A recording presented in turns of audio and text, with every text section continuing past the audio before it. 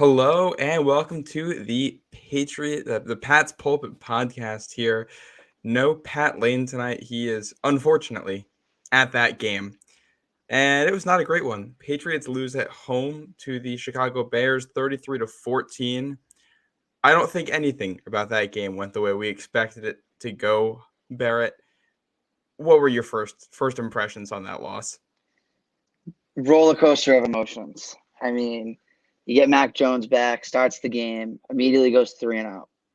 Bears come down the field, kick a field goal. Mac gets the ball back, 3-0 again.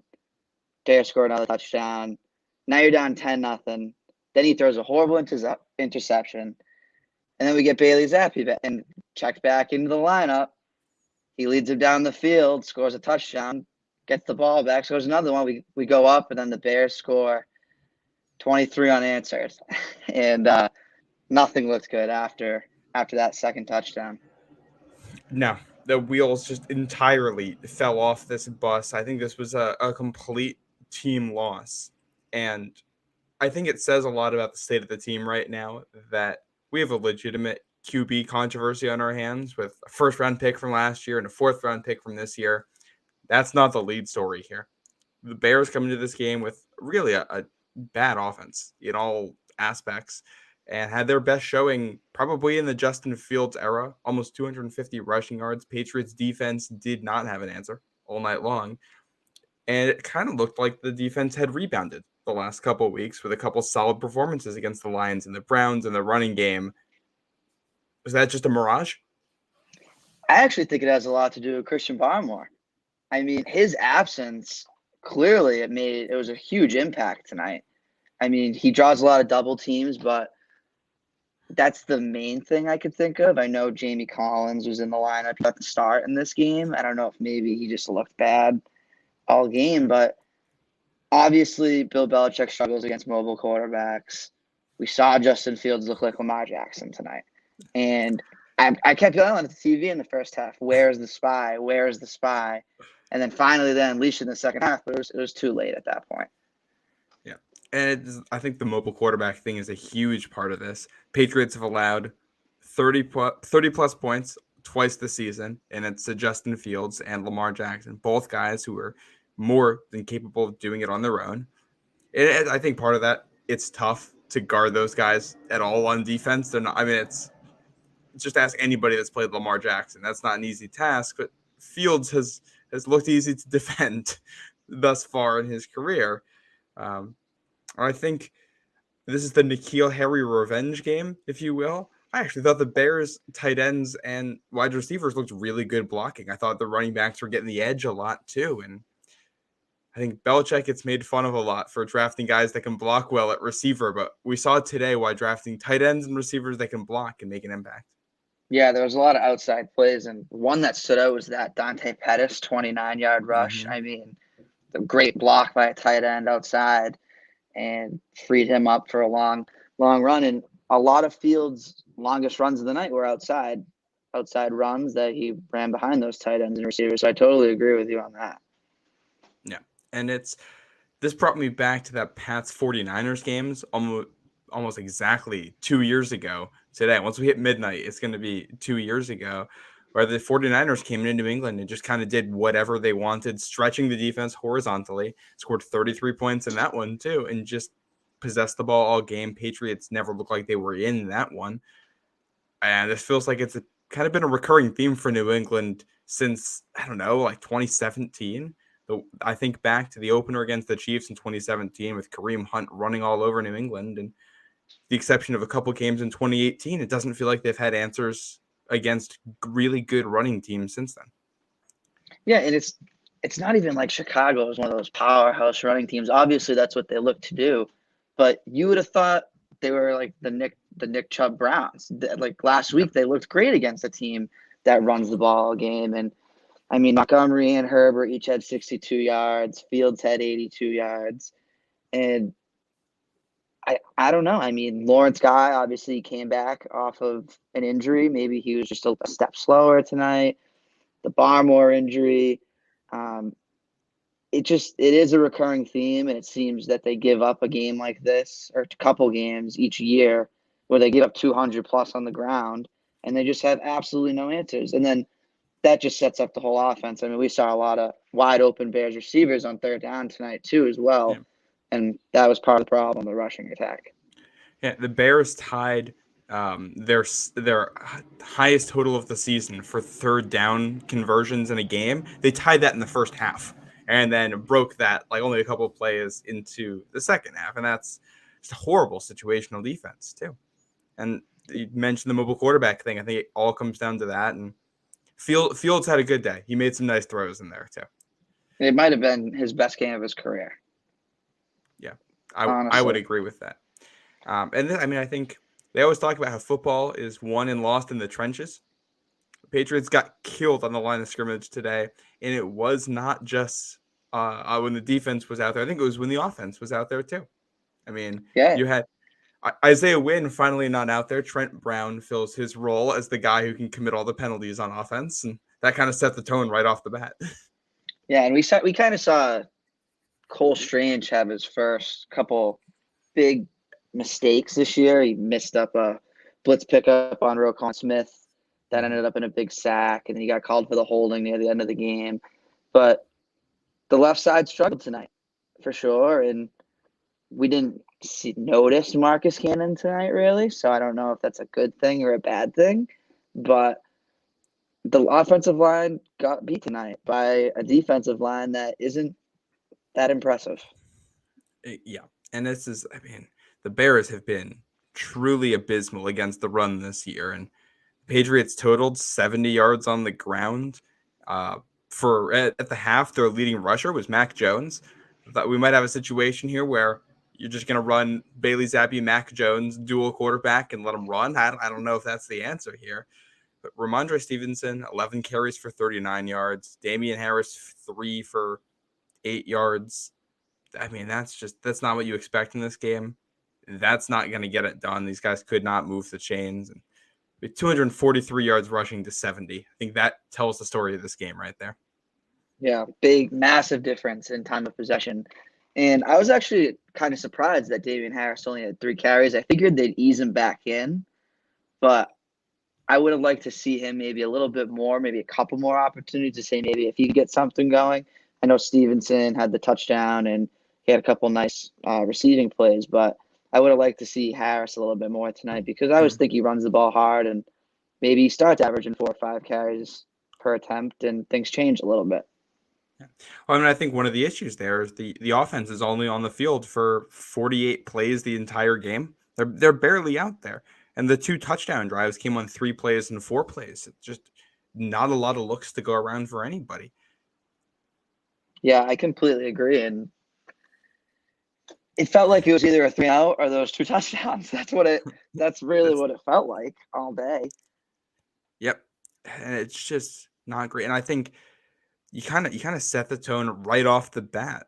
The first the first 2 plays of the game were a run for no gain and an offensive holding penalty, which ends up getting negated. But then it's a pass for a loss, -1 yards. And it doesn't matter who your quarterback is. If you're constantly putting yourself in 3rd and long and you can't run the ball and you can't win on the line of scrimmage, every quarterback's going to look bad back there. Yeah, and even though we had that little Zappy fever moment, he did turn the ball over 3 times by the time it was all said and done. Yeah. So, and I think one of those is kind of on Myers, which continues a theme we've seen this year of turnovers that are on the receivers. We've seen Aguilar with a couple fumbles, a drop that he had turns into an interception. We saw Mac had a throw for Parker in the Baltimore game where Parker, I think, got the wrong adjustment at the line and ran the wrong route. So Mac's throwing a pick on that, and Myers on the handoff, not communicating. It's just sloppy team play all around. You're not going to win the ball. We're not going to win any games when you're turning the ball over 4 times. It's just not going to happen. Yeah, especially when you can only force 1 turnover on the other side of things. And I think on that, first of all, I didn't like the Myers play call in the situation. I mean, I thought Patricia's been really good the past couple of weeks, and that was probably the first play that's bothered me or stood out to me that was like, what do we do? Why do we hand the ball off to Jacoby Myers in a 2-minute drill after we just got a first down passing the ball? So obviously it needs to be way better execution, but he was running right into a defensive lineman. There was a guy standing literally right there. Even if it was clean, he was going to be a loss of 2 or 3. Yeah, and it was, I don't know, this felt a lot like the Bears watched the film of the last couple weeks and looked at what New England's run defense did and probably pulled out a little bit of that for their own run defense and were able to get a couple stops because of that. And yeah, I don't think the play calling was fantastic. And it's tough to tell any of this when it's a small sample size. If you go no yards on 1st and 10, no yards on 2nd and 10, 3rd and 10, there's not a lot of play callers. There's not a lot of tricks you can pull out of the bag when it's 3rd and 10 all game long. And if you're going 3, 4, 5 plays in a drive and that's it, it's tough for a play caller to find a groove, tough for anybody on the offense to find a groove, and just not I not a agree. lot great there. And then the other thing is, I feel like obviously there wasn't many players, but I want Jacoby Myers involved more. Just he makes plays, he gets open. I mean, there was one play specifically, I forget what drive it was on, but in the first half, he was open down the sideline, and Mac went elsewhere with it. But overall, I think that's probably your most dynamic pass catcher, receiver, tight end, and you got to get him the ball, especially on 3rd down. He's usually the 3rd down guy, and obviously you got to go look back and look at the film. Maybe they're putting 2 on him all game, but I feel like he's a guy that needs to be way more involved in a game like this. Yeah, and I know their first down in the second half was on a completion to Myers underneath, doing one of those routes you always see the slot receiver, the tight end do in the Patriots offense, and that was his second catch of the day. He had 2 catches on 2 targets. That was it for Myers, and I agree. You can't have a guy that good not getting targeted. I think it's kind of crazy that with how we're talking about this offense, at least the guys who were in the stadium who were talking about the game seem to think the Patriots receivers were getting open. So this was not on guys not getting separation. It's on quarterbacks not finding them, the line's not providing time, and you're in bad situations where receivers aren't going to get open anyway. Is now the time to do it, to talk about the QB situation? Yeah, I think this is probably where we got to go at this point. Yeah, this is last time we had you on here. You, me, and Pat. Was that a week ago? Not even a week and a half ago, talking about how there is no QB controversy in New England. And for anybody that reads The Athletic and read Jeff Howe's article that came out today or yesterday, he was pretty clear that this week there has been no QB controversy in New England. We did hear before the game that both guys were expected to play. Apparently, Schefter put that out minutes before kickoff. Then the wheels fall off for Mac, and then you hear this in the second half that we're going to see Mac in the second half. We're going to play both of them, and this was the plan, and then Mac never comes in. What do you make of all of this? Well, I think the most interesting part out of all of it is definitely the halftime report. Don't you think you put him back in the game after you have a bad third quarter and the offense looks stagnant with Zappy? I don't know. But overall, I think I'm kind of thinking Mac Jones starts again next week. That's the way I'm leaning right now, because overall, just Zappy, it was 7 plays total that the offense looked good for. And don't get me wrong, the offense looked very bad with Mac, but I think he had a short leash tonight, and it might have obviously helped him get back in the game, but I think it also could have hurt them a little bit. Obviously, you saw some lip reading on the sidelines with Mac, and he was a little frustrated at times, but it was good to see him congratulate Zappy. And I think it's going to be the same thing going into next week. You're not going to know who's starting until 30 minutes before the game. No, and quite frankly, the way they played tonight, I'm not sure if it matters which one of them is getting the start. If that's the way the team is going to play, it doesn't matter who the quarterback is. And if that's the quarterback play you're going to get from either one of them, then we might have to have some serious conversations about what the future looks like down the road if this continues. I did just see both of these guys are expected to speak to the media tonight. We're doing this right after the game ends. It's about 11:30 local time, so that'll probably happen while we're up here. So if we see any interesting nuggets while that's going on, we can bring it up. But yeah, I'm firmly in the Mac camp here, big picture. Mm-hmm. But the thing that's tough is the pattern of his mistakes.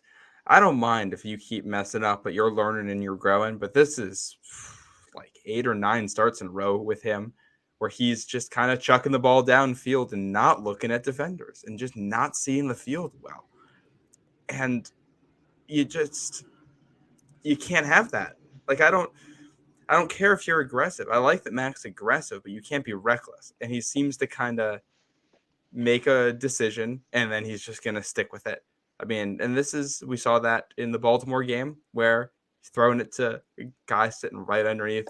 And we saw it in the Pittsburgh game where he threw a guy right underneath and the guy dropped it. We saw bits and pieces in the Miami game. This happened in the playoff game last year. It happened down the stretch. And you got to clean that up. And the clock is ticking on that because if you're throwing an interception every single game and ones that are like that, it doesn't matter the other good stuff you do. Your ceiling is kind of a Jameis Winston type guy. Yeah. It feels like regression. Yeah. It feels like defense has got a game tape on them and they got to play them a little bit better. And like tonight that interception was off the back foot. I mean, throw it away. Like at that point, just throw it away. And don't get me wrong, great, very athletic play. Yeah. Out of the safety there, but it was just a floating. It was a duck. It was a floating duck in the air, and it got picked off, and he was done after that. And if he's gonna make those mistakes, he's not gonna play. And exactly. I think it's interesting that maybe they go Zappy again next week, and there's the bye week after that. Yeah. I do think that timeline is interesting, but I don't think anybody really knows what direction it goes in. It'll also be interesting to see what Belichick says to the media. I know he's not going to give you much, but just to see how he talks about it. Yeah. And I think, the only offensive juice that they got in this game was kind of that energy you get when the starter gets pulled. Like that felt like when you're watching a hockey game and the goalie's getting shelled and it's not his fault. The defense can't do anything. So they pull the goalie, they put the other guy in there. The next thing you know, you put 2 goals together because the whole team's energized and you found that next gear. This team did not come out ready to play at all. Nobody. So those first 2 possessions for Mac, I have to watch the tape, but didn't look like anybody was open. Didn't look like there was anything he could do with those. And he really gets 1 possession that makes this exact same mistake, which I believe the reports that there wasn't a QB controversy. I think the issue here is that he's making the same kind of mistake. And there isn't growth. And that's where if he threw a pick on a deflected ball, or if he throws a pick where he's trying to go long and it's a jump ball and somebody makes a play, I don't think he's getting the hook there. I think it's the way that it happened and the fact that we saw that happen the last time he was on the field and the time before that. Yeah. And another just little note that I just thought of, Zappy had a lot of deflections in this game.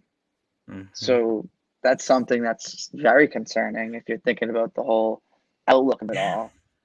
Zappy, he's not the tallest guy in the world. He does not have the strongest arm in the world. And I think that's one of the reasons I've been in the Mac camp, is that in theory, at least on paper, what we've seen, both of them can give you all of the easy stuff. Mac has potential to give you more of the hard stuff. He's a better athlete. For all the people that talk about Mac being only a pocket passer, he's usually pretty good when he's on the move, actually. We saw him. He's more mobile than people think about when you think Mac Jones. You can get out a little bit and make some plays, but just it's the boneheaded stuff. And that's kind of been this team since, I don't know, second half of 2019. Just the boneheaded stuff and breakdowns of the stuff that you're supposed to do right down to down all across in all 3 phases. And to build on them coming out flat, making these bonehead plays, didn't it feel just a little bit that the team as well was ready for Zappy to come in that moment? Like it felt like they rallied behind it. Obviously, the fans were clearly rooting they wanted to see Zappy. It felt like they wanted to see Mac struggle a little bit, which is I awful. don't think But I don't think that's fair to him. and I don't think that helps him at all. I mean, I No. would think you want a warm welcome back and build your confidence, and then you have two bad drives and you're getting booed off the field after your defense gives up 10 points to the Bears, and Yeah. you make that last mistake, and that was the end of that. Yep. And I mean, just think about how crazy this sport is. About, I don't know, 15 minutes of football time, about 20, no, it's probably like 30 minutes of football time before Mac gets pulled tonight is he and Damian Harris combining, or was that Ramondre Stevens? It was Ramondre on the 2-point conversion against Baltimore, combining for what we thought was a miracle play to get the 2-point conversion in and pull the Patriots within 3 in that game, and the whole crowd is cheering. That's just how fickle of a sport it is. That's everybody loved Mac Jones in that moment. He was the guy. You were not going to find a guy in that stadium who wasn't 100% certain in that moment that Mac Jones was the future. Less than 30 minutes of football time later, he's getting pulled from a game.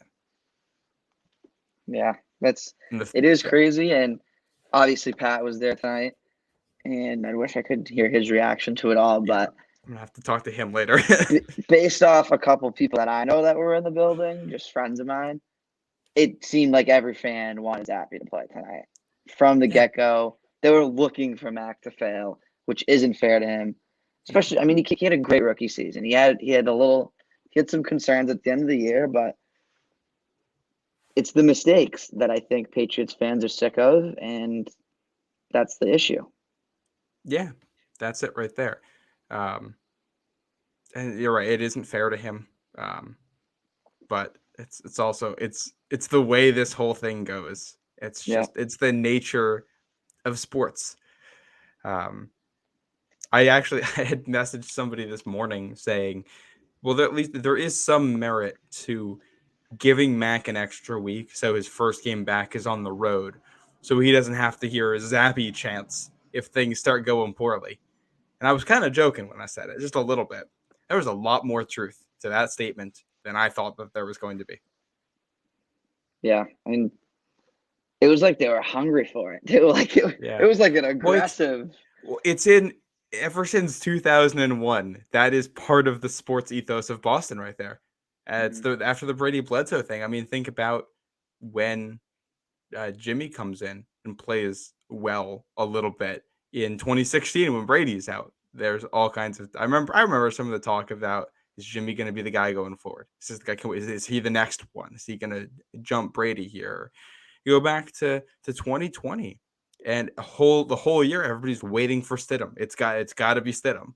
And now here we are. All of a sudden, you get somebody decent in the mix. It's got to be the backup. It's kind of that after the Brady myth happens in 2001. There's this expectation that if the starter can't get it done, just throw in the backup, and you'll probably get the greatest quarterback of all time out of it, or at least somebody half decent. And it's not that easy. Playing quarterback is pretty freaking hard.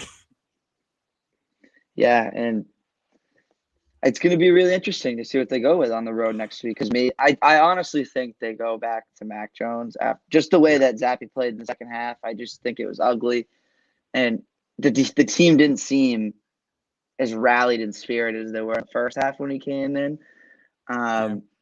And I think that's a great point that they're not going to have, like, he won't have to deal with the home crowd not backing him.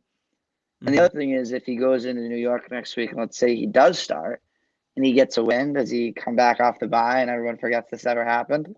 Like what happens? What happens then? Yeah, it's like, oh my goodness. Yeah, that's a whole road to go down right there. And it's just, and I think you're right. I think Mac kind of has to be the guy that starts next, probably. Zappy did not do anything to take that job from him, apart from capitalizing off a couple of juiced up moments of the crowd and the offense, which he's done. I'll give him credit. He does, like, Bailey Zappe's probably better than most backup quarterbacks in the league right now. It does not mean that he's a starting caliber quarterback. Quite frankly, what we've seen from Mac Jones, I don't know if we can be sold that he's a starting caliber quarterback either. And if this is two backups duking it out all season, and we're just going back and forth with this conversation for the next 2-3 months, this is going to be a long winter in New England. Yeah, it will be. But Yeah. on top of that, we had some other issues, including the special teams. Yeah, and let's talk about that right there. I think that the overarching question is, did anything good happen? Because we talk about setting the team up for success. You mentioned special teams. Marcus Jones takes the first 3 kickoffs out of the end zone and doesn't get a single one of them past the 21-yard line. Jake Bailey with some awful punts. What are they doing, Barrett? The Jake Bailey thing is insane to me, especially after he had that one really long one that Pettis muffed, and then he comes out and it felt like he just kicked it short on purpose to try and get another muff or something, or he tried to kick it differently, and then he returns it like 25 yards on the run, and it was bad all around tonight. And obviously, like you said, the kick returns out of Marcus Jones to set the tone and start the game. He was like 5 or 6 yards deep, all 3 of them to start. Yeah, it just makes, and I was watching it and a part of me was thinking, I wonder if on film they're seeing something from this Bears special teams that says we're taking it out no matter what, or if it's less than 5 yards deep, we're taking this out of the end zone because we think we can get a big return. And I mean, I think this also I don't know what they were seeing on film. The execution wasn't there for the whole team. It's hard to find anything. I think I have one positive takeaway that I've come out of from this whole thing, and that's that Tyquan Thornton started. That's what I got. That was your. I thought my positive was that Penny Jennings started. So we each had one young guy. I was happy that Thornton started as well, though. I think he needs to be a starter down the line, and we didn't see much of Nelson Aguilar at all. Maybe his hamstrings were still bothering him or not. I'm not sure. But obviously Kendrick Bourne missed this game tonight, and he probably would have helped just be a little bit more of a dynamic option. But it was good to see Thornton get the start for sure. And he got, 5 targets tonight? So, yeah. 5 targets, only 1 catch for 19 yards. At the end of the game. So, yeah. But I was happy he was out there for sure. Yeah, and that's good to see something there. Miles Bryant had a good play in there. I feel like this has been a common occurrence with the defensive line in general, is that even when they have bad games, everybody makes a splash play at some point. They're just making too many bad plays. Like Judon is up to 9.5 sacks on the season now. I don't think he had a fantastic game, but he's up to 9.5 sacks. He's within 3 of how many he had last year. So that's something fun. Yeah, hopefully he doesn't slow down again like last year. But it felt like he didn't have a one really big sack, and that's right before Zappe came in, and he's like yelling at the crowd, and he does the red sleeve thing, and it felt like that was going to change the game. I honestly don't even know how the Bears got the momentum back in that game, besides running the ball and just time of possession. Like the Patriots had all of the momentum at one point, and then it was just gone at a blink of an eye. Yep, and that's the story of football too. Is if you're on the road and you lose momentum, how do you get it back? You run the ball and you hold on to it. So that's it right there. They just completely killed that buzz from Zappe. Yeah, and it's crazy because Fields had 4 fumbles. He dropped the ball on the ground 4 times. And 2 or 3 of them, he picks it back up when he runs for 6 or 7 yards and gets first downs on them. I felt like I was watching 2013 Cam Newton again at certain points in this game. I remember that game on Monday night down in Carolina where you got Cam Newton back there evading 5 guys and picking up a 3rd and 19 on the ground. That's what this felt like. And I was watching. I was sitting there this. We're letting this guy do this to us. There's just no discipline from anybody, and there wasn't much good. There wasn't much good. No, there really wasn't. And again, I think this is also what we've seen from New England the last couple of years is they're good enough to put things together for a couple games. They can do everything well, but it's just like my golf game. You can do everything well, but not at the same time and not for any length of time. Yeah, that's a great comparison. Yeah, it's one of those you'll go out there and you'll have a birdie and a par and a couple tough holes. All right, I'm feeling good. and then you hit your tee shot into the woods the next hole. Yeah, you get an 8 on the next one. Yeah, this is the tee shot into the woods, and a second shot into the woods, and then a 3-putt. Yeah, that's what it feels like. Yep. So I think the tape on this one's going to be really interesting because I want to see what exactly happened on the middle of the field. I know they've been trying to use Carl Davis as a nose tackle for like 3 years now, and he has not been very good outside of a couple games. So I don't think he helped there. And you would expect, though, even with somebody the size of Carl Davis and Devon Godshaw and Lawrence Guy, if you got all three of them on the field, you should be able to stop the run on the inside. So what went wrong there? I have to watch the tape and see what that was. I honestly think it has to do with Barmore because he gets double teamed in the trenches, and I think that could affect it for sure. Another thing, can Mac Wilson bring the quarterback down behind the line of scrimmage? Can he complete a tackle? It's he and Josh Uche, the two of them.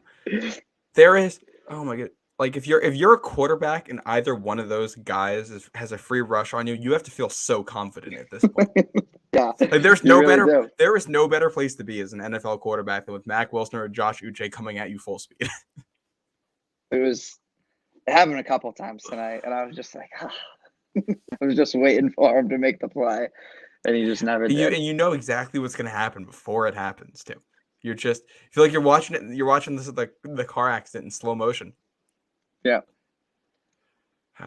And it's that there was that play, the long pass the Fields had to Kmet down the sideline on third down, accordion coverage. Mac Wilson can't get the sack. And that kind of felt like the game in a nutshell too. When you finally have them dead to rights, you can't make the play and they make a better play. Yeah. Kmet didn't even think he got in too, was the funny part. He did. I thought he did on replay. But it felt like all night he had opportunities, Wilson, at least a couple times, and they just never could execute. Yeah. And it's the Patriots, I think, right now are playing like a mediocre team, and whatever happens with a couple big plays, splash plays, turnovers, that's going to decide the game. I think their record is almost perfectly consistent with their turnover differential over the last couple seasons, which means then they're not good enough to overcome it when they start turning the ball over early and they get down. When they force the turnovers, we saw what happened the last 2 weeks. It looks fantastic, but was not there tonight. And to just build on something we talked about last week, perfect example of a game. Anybody can beat anybody. We don't know who's good. We still don't know who's good after another week of football. So, my goodness, I was looking at it this morning. The website RBSDM for the real football nerds. It does EPA per play and a couple other metrics. And by the EPA per play metric, as of this morning, the Patriots were the 5th best team in football. It was the Bills, the Chiefs, the Eagles, the Bengals were at 4, and the Patriots were at 5 with the 5th best defense in the NFL. I guarantee you, I think it's already updated. I haven't checked yet. That is no longer the case. Yeah, they'll be probably lower teens, if I had to guess, of where they get put after this week. Yeah, and it's frustrating. It feels like a whole lot of 2 steps forward, 2 steps back over and over again right now. I will say, when I was writing the Pat's Pulpit betting piece today, I noticed that everyone took the Patriots and their spread, and I didn't like that. No. that was a big red flag. Easy. I mean, and Adam Schefter basically guaranteed a Patriots win on ESPN during this game, which did not feel like a good omen. And this is Bill Belichick's chance to pass George Halas for wins too, and didn't do it against the Bears, his team. Like it's just frustrating all around. Yeah, didn't get it done on that front, and I wonder what his emotions are after that, like having that opportunity to overcome him in terms of wins, and his team lays an egg. You got to think Bill's blaming himself here a little bit too, and that's probably fair because I think we also saw just a lot of a team that was not ready for this game, and I don't know why. I don't know if that's an emotional thing. I don't know if it's X's and O's. I don't know if it's. I mean, the Bears obviously deserve some credit in that conversation as well because they came out ready. But that's kind of a systemic. That's a top-down thing right there. Is that the guys just did not come prepared. And they're still having penalty issues. I don't like that at all. And that's not a Bill No, Belichick team, and that needs to get dealt with for sure. Obviously, they probably and lose this game either way, but it's a big problem. it is, and it's just Patriots are not a good enough team to overcome making all of these kinds of mistakes. And the expectation was as the season goes along, you learn, you grow, you cut down on the mistakes. This is the same team we saw week 1 against Miami. This is the same team we saw week 3 against Baltimore. Like it's the worst of both of those performances all in one. And it's that growth that you think you had is not there. And now you got to go play at least a somewhat decent team of the New York Jets on the road. Team that was able to not really run the ball against Denver, but they had one big play that way. Yeah, and you're going in there with some guys hurt. Yeah. On top of and all that's that. kind of the adding injury to insult at the end of this one. David Andrews kind of becomes the big name because the way that happened at the end. Mike Pinnell, a former Patriot, mind you, gets ejected for that hit on Andrews, which I don't know if that's a dirty hit or not. I didn't like it. It was not necessary in that moment, and there's a reason he got ejected. So that's a head injury. We saw Kyle Duggar leave the game. Adrian Phillips was banged up. We saw Bentley banged up at certain points. And this is a team that was already down Kendrick Bourne due to injury. Wynn doesn't play, and that was also apparently partially due to injury. Barmore out due to injury. So injury reports looking very lengthy on a short week when you have a road game against a division rival.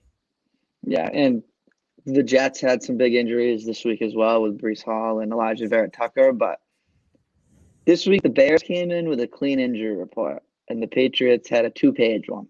So just when you add all these guys, especially your center, I mean, that's such a big downgrade to James Ferentz. That could be a very big issue. And I would assume Andrews probably has some sort of a concussion or something like that. So it was just like you said, that play was so unnecessary.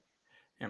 Now, I think if Andrews is out next game too, that kind of plays into the quarterback picture because when it was Zappy in there, at least for points, you had Andrews doing a lot of the work calling protections and figuring the stuff out on the ground. And if he's not that guy, whoever your quarterback is, you need to feel confident that they can call everything that they need to at the line of scrimmage and they can adjust protections because whoever the next guy in there is not going to be as good. If it's Ferentz, that's who they go with. Not as good. He knows the offense, but you don't feel as confident with him out there. You need the quarterback to step up. Whether it's Mac or Zappy, you have to think this is kind of an added layer into figuring out what it is you're going to do. And it feels like they're just trying to put the best guys out there to not make mistakes. And that doesn't really feel like winning football. Yeah. And with 2 safeties going down too, I mean, we'll see how the extent of these injuries, but there'll be a lot of Jabril Peppers and we'll probably see Josh Bledsoe, maybe even a corner, get some work out there at safety. But we saw Miles Bryant at deep safety at points tonight. Yeah. We've seen Jonathan Jones get reps there in the past too. Deep safety, I'm less worried about. It's the box guy. And I also don't think it's a coincidence that they lose Kyle Duggar in 2 games against mobile quarterbacks and the guys go off. Those are the games where you want Kyle Duggar. He's the guy that's big enough to cover a tight end and blow him up in the running game and tackle the quarterback. You lose him, and Adrian Phillips and Jabril Peppers are fine players, but they're not doing that. Yeah. It'll be interesting to see where they go next week and that injury report. I'm sure there'll be a couple other guys that pop up that didn't leave the game tonight. There always is. So exactly. Yeah. How many times do you think we're going to hear day by day this week? Probably every day, multiple times a day. From just about everybody. Yeah, there's a lot going on. It popped up at the end of the week too. You had Mills being limited, and I think Wade missing practice with an illness there at the end of the week. So I don't know what's going on with that, but if there is a bug going around the room and guys are not feeling well, that's not a good sign. You don't want that when you're playing games. And this is supposed to be the easy stretch of the schedule. Yeah. This feels like a very big missed opportunity for them tonight, especially with the AFC East. They're all over 500 besides the Patriots. So to be if the Patriots want to be a playoff team this year, you have to win the next 3 games. At the Jets versus the Colts and versus the Jets. You got to win all 3 of them. Otherwise, I'm not sure. I mean, from Thanksgiving on is a legitimately difficult schedule. And the team that played tonight's not winning any of those games starting at Thanksgiving on. So you have to take advantage of these now, and you have to build. You can't just have 2 good performances in a row. You need to make those good performances who you are. I agree. And starts on the road. I mean, we'll see how they come out and play. And then you get those next two games against the Colts and Jets are at home. So, and the Colts game is 2 weeks from now, obviously, or 3 weeks from now, with the whole week this week and then the bye week and then the week after. So we'll see who's playing quarterback after that bye. Oh, man, it is going to be an exhausting couple of weeks to be a Boston sports fan. I'll tell you that much. Yes, might have to stay off Twitter for a little bit right now with just the takes are flying these days, Barrett. Yeah, I liked your tweet today that talked about how there's Devers front and Celtics blowing a lead, and we're just waiting for the Bruins. Did they do anything in the last 30 minutes? Did I miss something? Just oh my goodness, yeah. So yeah, I think we've said basically all we can say about this game. A bad performance all around. One last thing here. Bill was asked when Mac was pulled, was that a medical decision? And he said no. Then was it a benching? Quote, that's not what it was. And he also said he would have gone back into the game in the second half had the score not gotten out of hand. So what that tells me is that this is a legitimate QB controversy, and they're just going to kind of play both of them and stick with the hot hand, which we'll see how that works. I do understand that if Mac's probably not 100% and keeping him in a game when you're losing by 20 at home is not going to help anyone, but these answers don't add up to me. Yeah, they're because, like I said, there was a point in there when you came out in the second half, and even when it's 23-14, right after that last field goal, maybe that's the point you switch it. Is that out of hand, a 9-point deficit? So interesting response there. But yeah, well, I think the real thing that happens there is that you have 2. You probably want to give Zappe more than 3 plays in the second half, so you give him a second possession.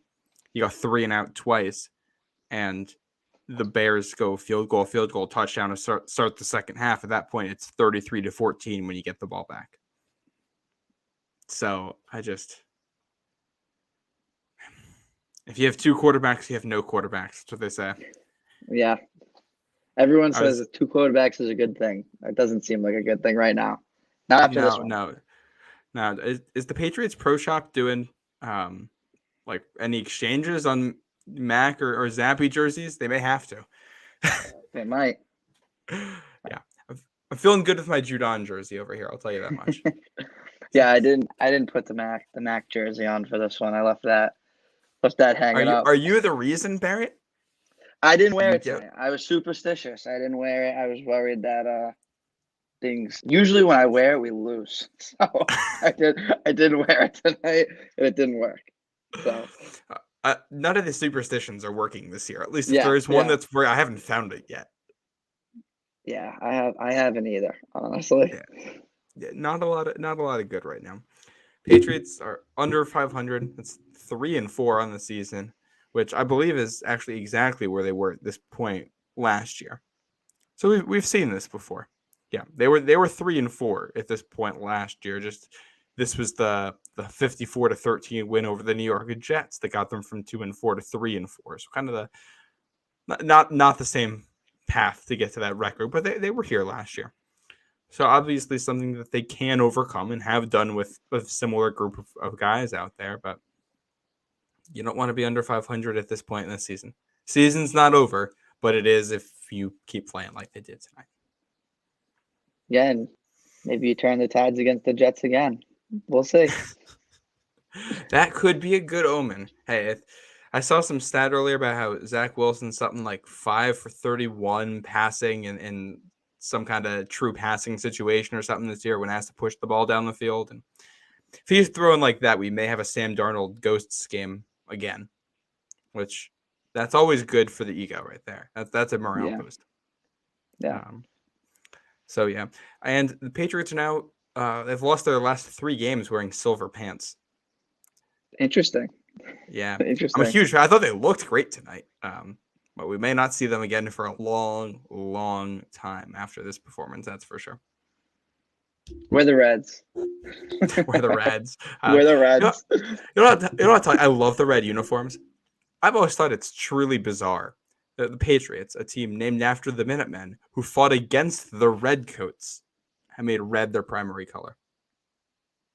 Yeah, I've never actually thought about that, but that is interesting now that you talk about it. It's the only objection I have to the red uniforms for New England. They look fantastic. So maybe you go back to they can't go back to the red next week, but yeah, I wish they could. The Jets are going to be wearing their all blacks for Halloween. They're breaking out the black helmets for the first time. So they've worn more black than green this year. I don't know if they know what their own colors are, but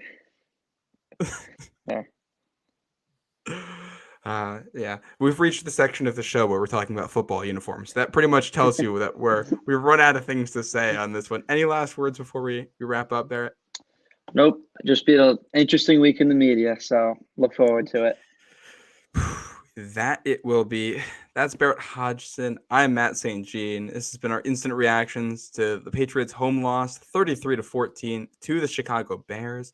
We'll be back with you during the week, but thanks everybody for listening.